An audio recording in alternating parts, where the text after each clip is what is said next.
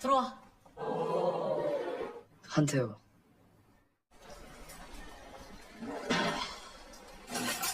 야, 그냥 좀 서비스 먹으러 왔어?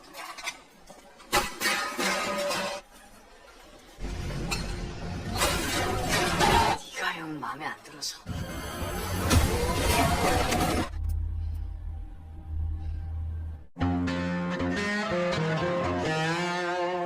Halo guys, drama ini berfokus pada dua orang pemuda dengan latar belakang yang berbeda, di mana pemuda yang tampak lugu dan culun mempunyai misi balas dendam kepada ayahnya karena telah mencelakakan ibunya dan selalu saja hendak membunuhnya. Sementara pemuda yang satunya lagi adalah seorang anak konglomerat dan sangat jago gelut. Namun dia juga mempunyai sebuah misi yang hampir sama dengan si pemuda miskin. Dia ingin membalaskan dendamnya kepada seluruh keluarganya karena selama ini selalu saja dia dianggap sebagai parasit. Karena ternyata si pemuda kaya ini adalah seorang anak haram. Hingga pada suatu ketika mereka berdua pun bertemu. Karena sama-sama mempunyai misi yang sangat membutuhkan bantuan satu sama lain, mereka pun bekerja sama untuk bisa membalaskan dendamnya masing-masing. Si miskin yang ingin jadi kuat untuk bisa membunuh ayahnya, sementara si kaya yang ingin menjadi pewaris atas tahta keluarga tirinya. Drama kali ini sudah dijamin seru bingit, jadi mari langsung saja kita simak ke alur filmnya. Dan ini dia. Cerita dimulai ketika seorang pemuda miskin berusia 18 tahun yang bernama Han Tae-oh memutuskan untuk pindah ke sebuah pinggiran kota, yakni kota bernama Maju, untuk memulai kehidupan barunya di sana. Alasan Tae-oh pindah karena memang dia kini hanya tinggal hidup sebatang kara. Dari keterangannya saat ditanya oleh seorang atuk yang mencarikan rumah kontrakan untuknya, Tae-oh mengatakan kalau ayah dan ibunya telah meninggal. 그럼 보자. 어머니 전화면 어찌돼? 돌아가셨어요? Saat Tae-oh sudah mendapatkan tempat tinggal di pinggiran kota Maju, tiba-tiba ada seorang anak konglomerat yang lewat di hadapannya. Pemuda itu bernama Kang In-ha. Namun si atuk agak sedikit julid dengan hadirnya Kang In-ha di kota mereka, karena ternyata dia berada di sana karena sedang diasingkan oleh keluarganya. Dan penyebabnya adalah karena ternyata In-ha adalah anak haram di keluarga mereka. 밖에서 나 혼자 지금 먹었을 때가 있다고.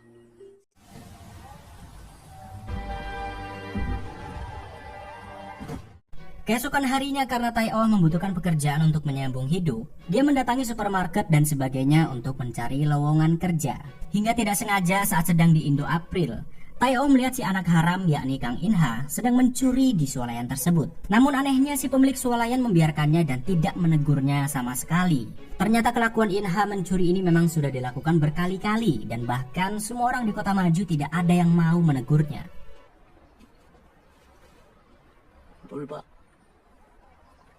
Merasa terganggu dengan Tae-oh yang menatapnya sesedang mencuri, In-ha menghampirinya untuk memperjelas sesuatu. Koe ngopo cok ndelok-ndelok aku nyolongket mau? Nek ra seneng ngomong-ngo. Begitulah kira-kira ucap In-ha. Namun Tae-oh tidak menggubrisnya dan malah memberi wejangan kepadanya. Jika ingin mendapatkan perhatian, silakan curi sesuatu yang lebih besar, bukan menjadi pencuri kelas teri. Ternyata Tae-oh tahu tindakan kriminal yang dilakukan oleh In-ha adalah semata-mata karena ingin mendapatkan perhatian dari warga kota Maju. 관심 받고 싶으면 더 큰 걸음 쳐. 아니, 어땠냐니까?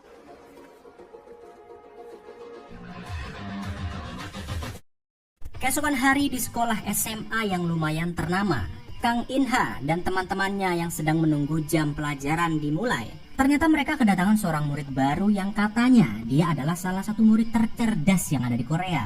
Dan siapa sangka, ternyata murid cerdas itu adalah Han Tae-oh. 자, 들어와. 한태호. Saat jam istirahat pelajaran, Tae-oh yang mencoba mencicipi makanan di sekolah itu tiba-tiba mendapatkan perundungan dari Kang In-ha. Tentu alasannya jelas, karena Tae-oh yang sudah merendahkannya saat ia ketahuan mencuri tempo hari. Tidak cukup dengan mengusirnya dari meja makan, In-ha melempar Tae-oh dengan sepiring makanan untuk memprovokasinya. Namun siapa sangka, ternyata 네가 형 마음에 안 들어서.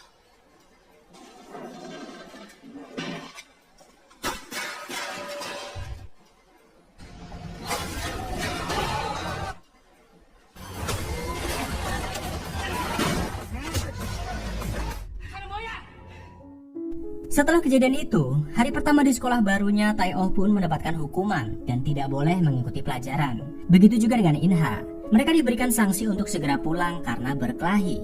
Namun saat hendak pergi, tiba-tiba Tae-oh mendapatkan telepon entah dari siapa yang membuatnya sangat panik dan segera berlari menuju ke sebuah tempat.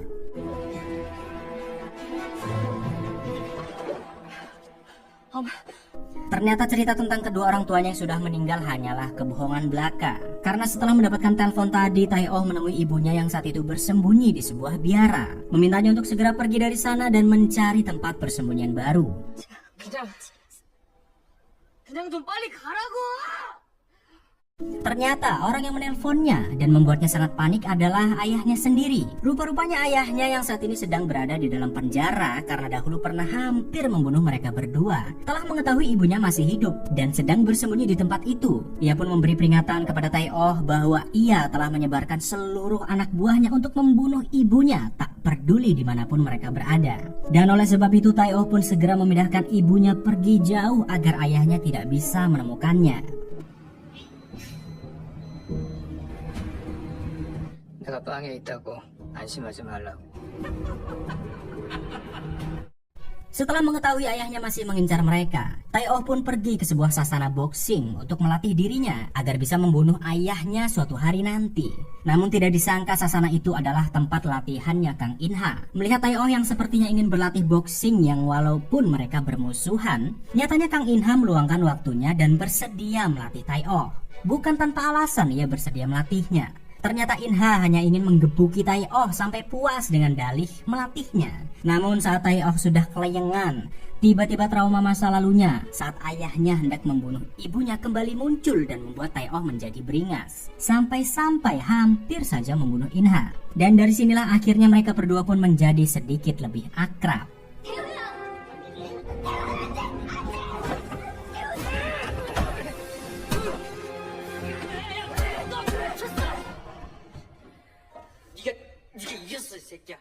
Keesokan harinya di sekolah, akhirnya In-ha pun mengetahui alasan kenapa Tae-oh ingin berlatih boxing dan terus saja mengoceh ingin membunuh seseorang. Salah seorang temannya memberitahukan kabar kalau ayah Tae-oh telah membunuh ibunya dan saat ini sedang dipenjara. Namun In-ha tidak memperdulikan hal tersebut dan malah semakin mendekati Tae-oh.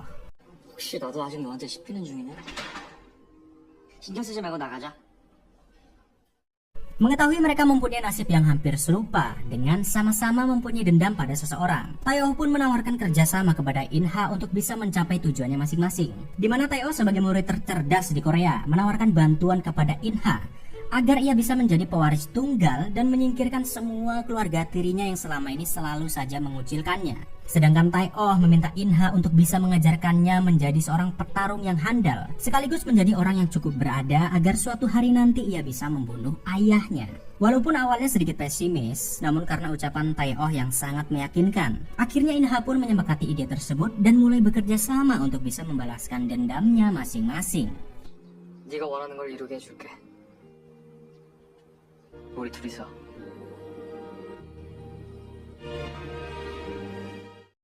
Sekian tahun berlalu sejak Tae-oh bekerja sama dengan In-ha. Kini Tae-oh sudah menjadi asisten dosen dan mengajar di sebuah universitas. Tentu pencapaian ini terbilang mudah karena Tae-oh adalah murid tercerdas di Korea.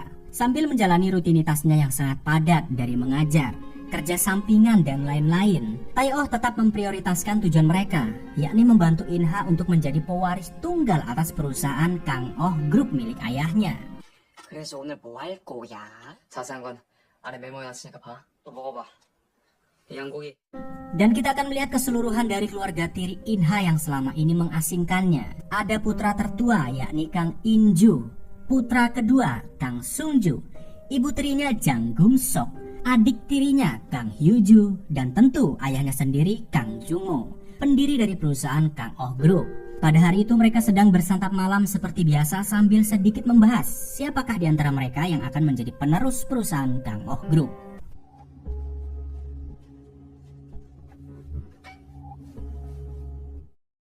Sementara di kampus, tiba-tiba Tai Oh dipanggil oleh dosennya untuk menghadap. Ternyata sang dosen ingin membeli tesis yang dibuat oleh Tai Oh mengenai Kang Oh Group dari keluarga Inha. Di mana Kang Oh Group sendiri saat ini sedang pusing, ingin membuat terobosan baru agar perusahaan mereka semakin mendunia. Namun tesis yang dibuat oleh Tai Oh benar-benar sangat sempurna, seperti yang diinginkan oleh Kang Oh, yakni mendirikan sebuah perusahaan yang bergerak di bidang bisnis investasi, yaitu sebuah pusat koperasi kemakmuran bersama.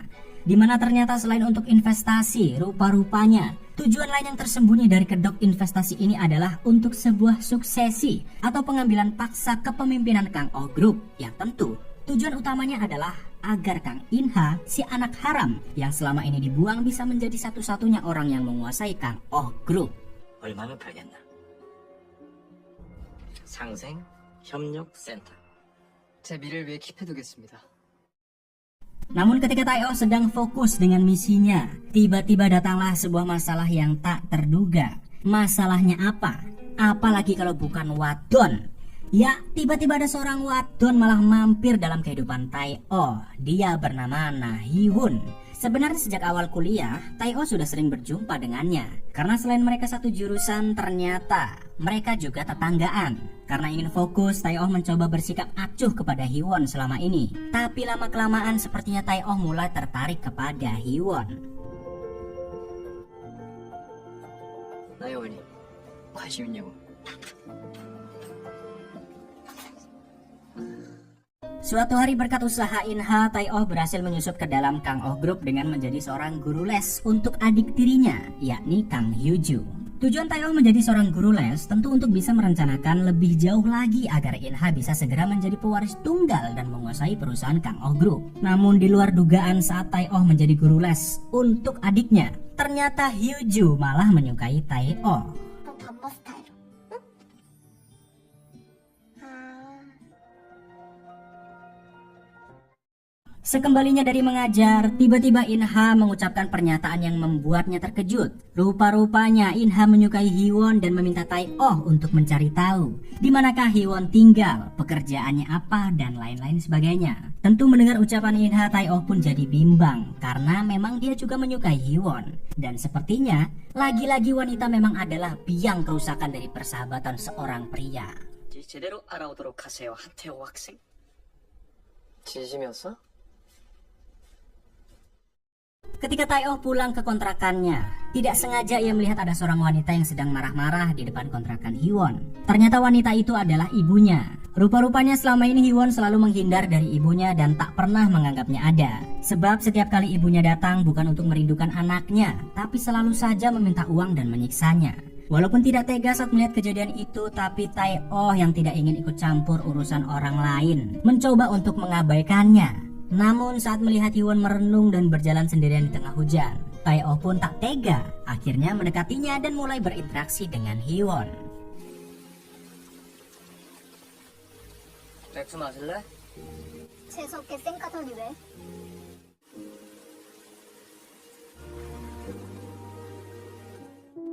Di Kang Oh Group sendiri, pimpinan Kang Jung-mo mendapati laporan dari tangan kanan kepercayaannya kalau putra keduanya, yakni Kang Sung-ju, selama ini bermalas-malasan dan selalu menghambur-hamburkan uang untuk bersenang-senang. Padahal dia adalah salah satu kandidat yang akan mewarisi seluruh kekayaan dari Kang Oh Group. Dan untuk benar-benar bisa menjadikan Kang Sung-ju sebagai pewaris tunggal, ibunya menggunakan rencana licik dengan mendatangi Inha, putra tirinya.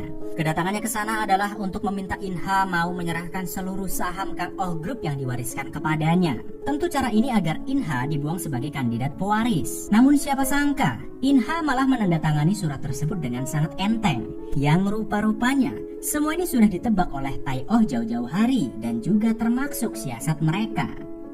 장금석 이사장이 널 부를 거야. 정해져 있어. 포기해야지. Untuk merayakan rencana mereka yang sudah berjalan sejauh ini, Tai Oh dan Inha memutuskan untuk makan-makan besar di rumahnya. Inha pun pergi ke swalayan untuk membeli minuman. Namun tidak disangka, ia malah bertemu dengan Hee-won di sana. Dan ya sudah, Inha pun mengajaknya sekalian untuk makan-makan bersama. Karena kontrakan Tai Oh sempit, mereka pun memutuskan untuk pergi ke rumah Inha.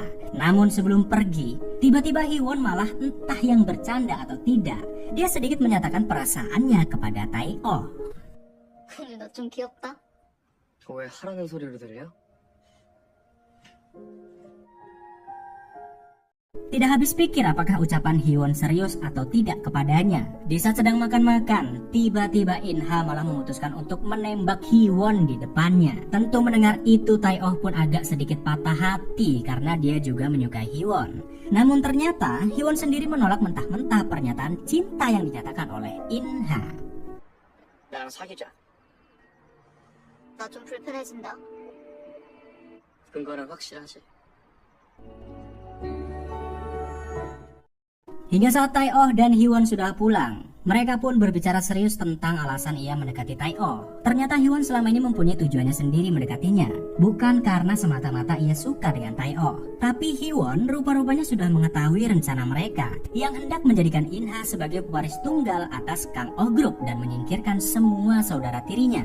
Hyewon pun meminta Tae-oh untuk memasukkannya ke dalam rencana mereka, sebab ia juga sangat ingin mengetahui apakah In-ha benar-benar akan menjadi pewaris Kang Oh Group atau malah lebih dicampakkan lagi dan tetap menjadi sampah di keluarga mereka. 도와줄래? 절대. Sementara di sisi lain In-ha yang sudah jatuh cinta kepada Hyewon menyadari kalau sepertinya Tae-oh juga menyukainya. Tentu karena selama ini Tae-oh bahkan tidak mengatakan kalau mereka sebenarnya adalah bertetangga. Dan sepertinya memang wanita akan menjadi penghancur persahabatan mereka.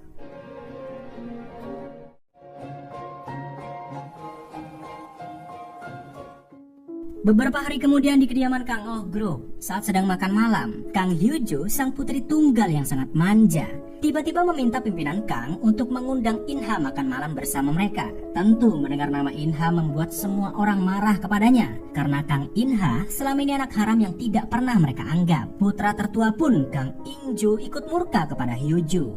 Namun siapa sangka, pimpinan Kang malah menyetujui ide itu dan mengundang langsung In-ha untuk makan malam bersama mereka esok lusa. 이것만 말하면 여보, 우선자 토의 만찬 참석해. 마음대로 해요. Namun saat In-ha sudah datang untuk memenuhi panggilan pimpinan Kang, tentu seluruh keluarga tirinya menolak dan mencoba mengusir In-ha dari sana. Hanya Hyo-ju lah yang menganggap In-ha sebagai saudaranya. Tidak terima dengan pengusiran In-ha, Hyo-ju yang memang masih labil pun mencak-mencak marah kepada seluruh keluarganya, terutama In-ju sebagai putra tertua, karena dia dan ibunya yang sangat menolak In-ha. Hingga akhirnya karena keributan itu In-ha pun tidak jadi makan malam bersama mereka. 너로 인해 생긴 이 불편한 소동. 거라 믿는다. Setelah perginya In-ha, In-ju yang mengira sudah mendukung ibunya secara penuh dan berharap akan mendapatkan pujian, nyatanya dia malah harus dimaki-maki oleh pimpinan Kang. Ternyata pimpinan Kang sangat murka kepada mereka karena telah dengan paksa mengusir In-ha, padahal dia sendirilah yang sudah mengundangnya secara langsung.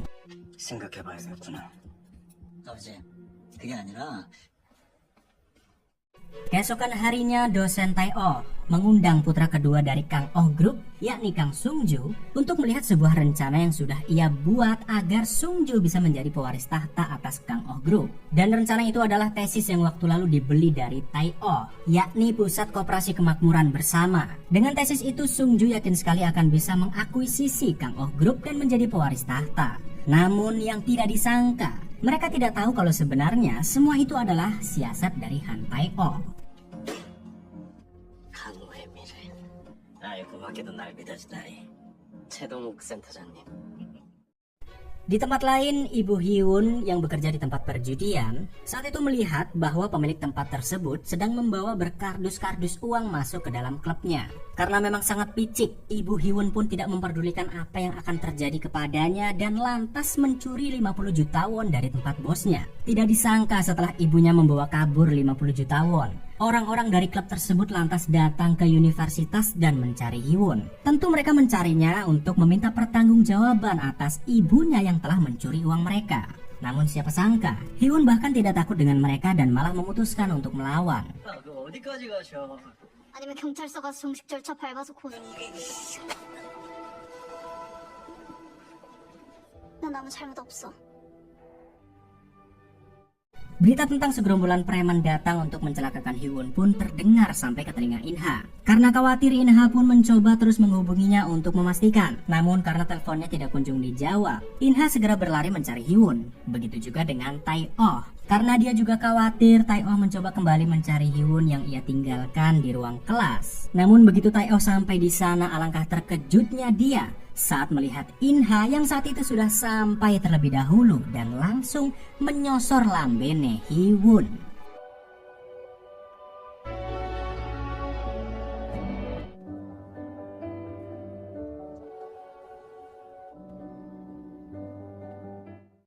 Setelah hatinya hancur melihat Hyewon yang dicipok oleh Inha, Tae-oh pun mencoba menghentikan Hyewon yang saat itu hendak nginep di rumah Inha untuk menghindari bahaya kalau-kalau para preman mencarinya. Sebenarnya Tae-oh ingin sekali menyatakan perasaannya kepada Hyewon, tapi kata-kata itu tidak kunjung terucap dari bibirnya karena takut persahabatannya dengan Inha akan hancur. Hyewon yang padahal sudah berharap Tae-oh juga membalas perasaannya pun akhirnya memutuskan untuk lebih memilih Inha karena cintanya yang bertepuk sebelah tangan. 아니 내일 당장이라도 후회 안 할 자신 있어? 후회 안 해. 달라지는 거 아무것도 없어. Namun saat Tae-oh mengira kalau dia sudah tidak bisa mengharapkan Hyewon, ternyata Hyewon sendiri kembali kepada Tae-oh dan meminta maaf. Rupa-rupanya Hyewon juga tidak bisa menyembunyikan perasaannya dan sebenarnya juga lebih memilih Tae-oh. Namun ketika Tae-oh hendak menghampiri Hyewon, tiba-tiba Inha menelponnya dan di saat itulah Tae-oh jadi ragu untuk menerima cinta Hyewon dan lebih memilih persahabatannya dengan Inha agar misi balas dendam mereka bisa terus berjalan sampai tuntas.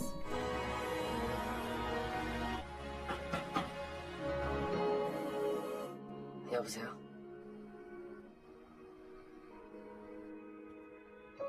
Dan The Impossible Hair part pertama bersambung.